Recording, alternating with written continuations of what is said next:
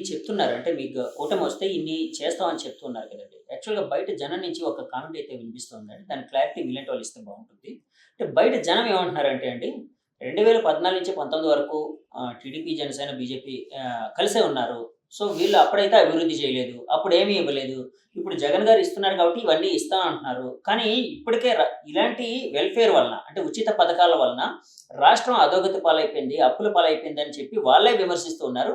రేపు పొద్దున్న వాళ్ళు వస్తే ఇంకా ఎక్కువ ఎలా ఇస్తారు? ఇంకా అప్పుల పాలవ్వదా అని అడుగుతున్నారు. ఇది దీనికి కామెంట్ ఏంటి సార్? ఇది చేతకాని ప్రభుత్వము. హ్మ్. కాబట్టి వీళ్ళకి ఫ్యాక్టరీస్‌ని గానీ, ఇండస్ట్రీస్‌ని గానీ తీసుకొచ్చే అవకాశం లేదు. వీళ్ళకి ఆలోచన లేదు. అసలు అరాచకం తప్ప, వీళ్ళకి దోపిడీ తప్ప రెండోదేమి లేదు. సో, ఎప్పుడైతే అభివృద్ధి పదంగా మనం చూస్తే, అభివృద్ధి అంటే ఏంటండి? ఏదైనా ఒక ఫ్యాక్టరీ వచ్చి ఒక 10,000 మందికి ఇక్కడ ఉద్యోగాలు వస్తే, దాంట్లోంచి వచ్చే అమౌంట్ జనరేట్ అవుతుంది. వాళ్ళకి శాలరీస్ ఇస్తారు. ఆ శాలరీస్ తోటి మిగిలిన యాన్సిలరీ ఇండస్ట్రీస్ వస్తాయి. ఆ శాలరీస్ తోటి మళ్ళీ సామాన్లు కొనుక్కుంటారు. దానిపైన ట్యాక్స్ వస్తుంది.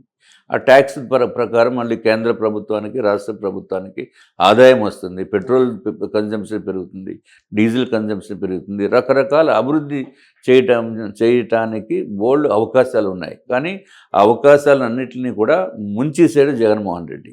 సో, ఎప్పుడైతే అభివృద్ధి చెంది, అభివృద్ధి చేసి, డబ్బు సంపాదించి, అప్పుడు వీళ్ళకి ఫ్రీబీస్ లాంటి ఎటువంటి పథకాలు ఇచ్చినా తప్పులేదు.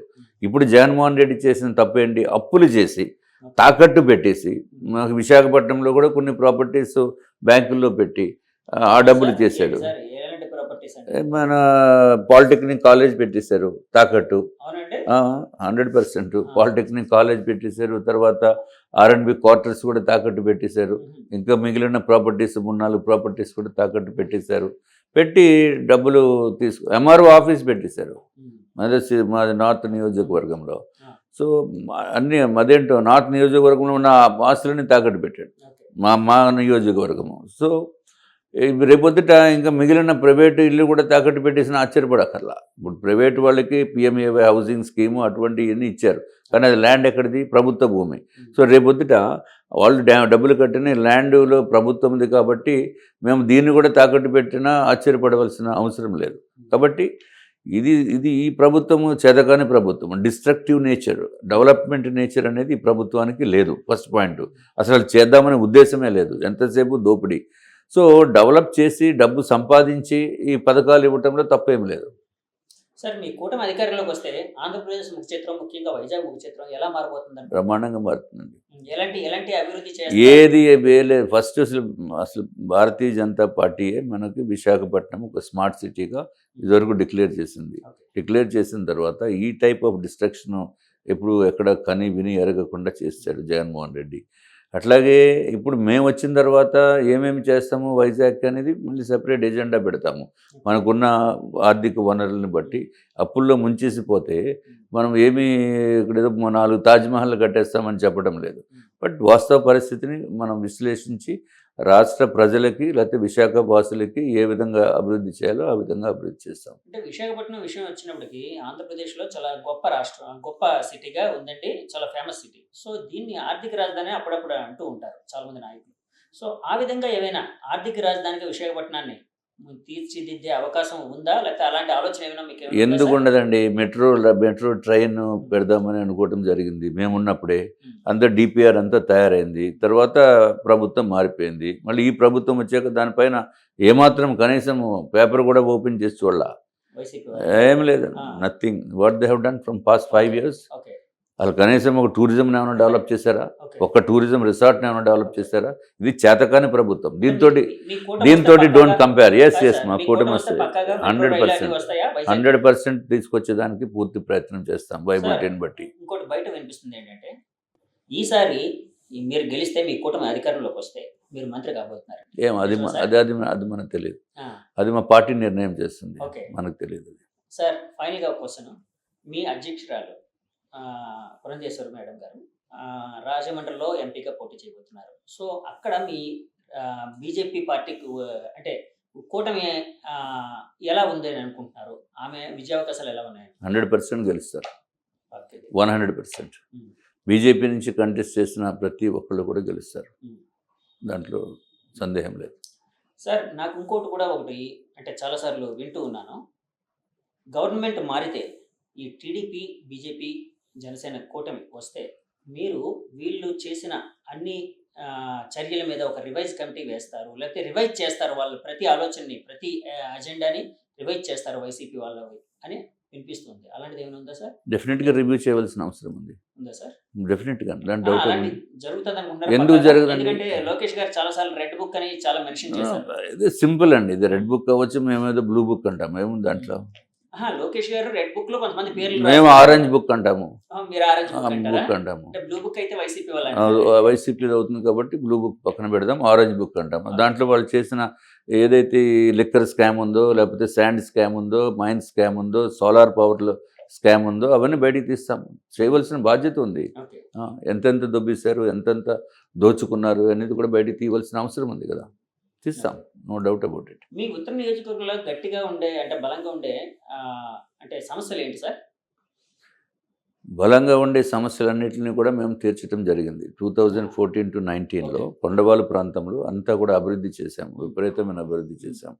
కొండలపైకి మెట్లు కూడా ఉండేవి కాదు. మెట్లని వేయించడము, అన్ని రకరకాల issues we have sorted out. Drainage system ఉండేది కాదు. అవన్నీ కూడా మేము చేశాము. తర్వాత ఇప్పుడు ఈ ప్రభుత్వం వచ్చాక చేసింది శూన్యం, నథింగ్. వీళ్ళేదో బస్ స్టాపులు కట్టారు 2-3, తర్వాత ఇంకేం చేయలేదు. నేను ఉన్నప్పుడు 42 కమ్యూనిటీ హాల్స్ కట్టాము. 42 కమ్యూనిటీ హాల్స్ అంటే చిన్న విషయం కాదు. సో మేము కట్టాము. తర్వాత ఈ ప్రభుత్వం వచ్చాక అవన్నిటిని కూడా మెజారిటీ దాన్ని ఆ కమ్యూనిటీ హాల్స్ అన్నింటినీ కూడా గ్రామ సచివాలయాల కింద మార్చేశారు. దురదృష్టకరం.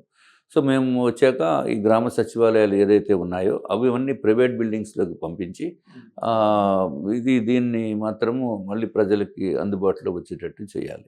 అట్లాగే అన్నా క్యాంటీన్ని మళ్ళీ పునరుద్ధరణ చేయవలసిన అవసరం ఉంది. సో ఇవన్నీ చేస్తాం. సార్ ఇందాక ఒక మాట అన్నారు, మీ నియోజకవర్గంలో ఉండే ఆస్తులు ఏవైతే ఉన్నాయో, ఎంఆర్ఓ ఆఫీస్ కావచ్చు, ఆర్ఎండ్బి కావచ్చు, లేకపోతే పాలిటెక్నిక్ కాలేజ్ కావచ్చు, ఇలాంటివన్నీ వైసీపీ ప్రభుత్వం జగన్మోహన్ రెడ్డి గారు తాకట్లో పెట్టారు. సో దాని మీద అప్పులు చేశారు. మీ గవర్నమెంట్ వస్తే ఏం చేస్తుందండి వాటికి? దట్ ఈస్ నిజమేంటండి. What nonsense you're talking. I'm telling the fact. So there is no question of దీంట్లో అబద్ధం చెప్పవలసిన అవసరం లేదు. వాళ్ళ విమర్శలు ఏమిటండి? We have everything in proof. We have everything. ఎందుకు తీసుకెళ్ళలేదు జనం దగ్గర? ఆస్తులు అప్పులు తాకట్లు పెట్టేసి అప్పులు తెచ్చారనేది ఎవరికి తెలియదు. కాదు సార్, అప్పులు తెస్తున్నారని తెలుస్తుంది. అంటే ఇలాంటివి జరిగాయని మీరు ఎందుకు అంటే ప్రబలంగా తీసుకుని వెళ్ళలేకపోతున్నారు అని అడుగుతున్నాను జనంలోకి. ఎనీవే ఇప్పుడు తీసుకెళ్తాము. ఇప్పుడు మేము వచ్చే అధికారంలోకి వచ్చాక బయట పెడతాము, వైట్ పేపర్ రిలీజ్ చేస్తాము డెఫినెట్గా. సరే, వీటి మీద అయితే ఒక రివైజ్ కమిటీ వేస్తారు, మళ్ళీ అవి మళ్ళీ మామూలుగా వెయ్యాలని నేను కోరుకుంటాను. పూర్వస్థితికి వచ్చే అవకాశం ఉందా సార్? ఏ పూర్వస్థితి? అంటే దీని మీద అంటే తాకట్లో ఉన్న దాన్ని మళ్ళీ విడిపించాలంటే అది that is again policy decision. నేను దాన్ని చేయడానికి ప్రయత్నం చేస్తాను. అంటే మీ ప్రయత్నంగా అంటే చెయ్యాలి కదా. ప్రజల ఆస్తిని తాకట్టు పెట్టేయడం అంటే ఇది కరెక్ట్ కూడా కాదు. ఓకే, ఫైనల్ గా చెప్పండి సార్, మీరు గెలుపు మీద చాలా గట్టిగా బలంగా విశ్వసిస్తున్నారు. ఎంత మెజారిటీ వచ్చే అవకాశం ఉంది? 50,000 మెజారిటీ తగ్గదు, 100%. ఎంచేదంటే సింపుల్ పాయింట్, నేను కంటెస్ట్ చేసినప్పుడు 19,000 మెజారిటీ ఓట్లు వచ్చినాయి 2019లో. అట్లాగే జనసేనకి కూడా 19,000 వచ్చినాయి. ఈ రెండు కలిపితే 38,000. వాళ్ళకి నాకు 200 తేడా యాక్చువల్గా, జనసేనకి నాకుని. సో 38,000. వీళ్ళకి సుమారు ఒక 2,000 మెజారిటీ మన గంటా శ్రీనివాస్ గారికి వచ్చింది. ఈ మూడు కలిపితే ఉమ్మడి అభ్యర్థిగా కనుక అప్పుడు ఎవరైనా సరే పోటీ చేసి ఉంటే అట్లీస్ట్ 40,000 మెజారిటీ వచ్చినాం. ఇప్పుడు అంత వేవ్ విపరీతంగా 151 సీట్లు వచ్చినప్పుడే ఈ వైసీపీ దిక్కుమాలిన పరిస్థితిలో ఉంది ఇక్కడ. సో మరి ఇప్పుడు వేవ్ అంతా రివర్స్ ఉంది. ఇప్పుడు రివర్స్ ఉన్నప్పుడు డెఫినెట్గా అంతకుముందు పడిన దాంట్లో ఒక 30 to 40% ఇప్పుడు పడవదు. There is no way. So ఇక్కడ దానికి కంపేర్ చేసుకుంటే మనకి కనీసం 50,000 to 60,000 మెజారిటీ అనేది డెఫినెట్గా మాకు వస్తుంది. ఓకే సార్, థ్యాంక్ యూ అండి. మీరు అనుకున్న ఆలోచనలు, మీ ఆశలు అన్ని నెరవేరాలని మనస్ఫూర్తిగా కోరుకుంటూ థ్యాంక్ యూ వెరీ మచ్ అండి. నమస్తే అండి. ఇదండి ఉత్తర నియోజకవర్గ బీజేపీ, టీడీపీ, జనసేన కూటమి ఉమ్మడి అభ్యర్థి ఎవరైతే ఉన్నారో విష్ణు కుమార్ రాజు గారు తన అంతరంగాన్ని ఈ విధంగా చెప్తున్నారు. ఆయన పక్కగా గెలుస్తాను, 50,000 మెజార్టీకి పైగా ఇక్కడ వస్తుంది. అలాగే వైసీపీ ప్రభుత్వం ఏదైతే వాళ్ళు చేసిన ప్రతి డెసిషన్ మీద మా సహకారంతో ఒక రివ్యూ కమిటీ అయితే ఏర్పడే అవకాశం అయితే ఉంది. దాని మీద రివ్యూ చేసే ఆలోచన అయితే మాకైతే ఉంది. ఈ ఆంధ్రప్రదేశ్ ని ముఖ్యంగా విశాఖపట్నాన్ని అభివృద్ధి పదంలోకి తీసుకుని వెళ్తామని చెప్తున్నారు.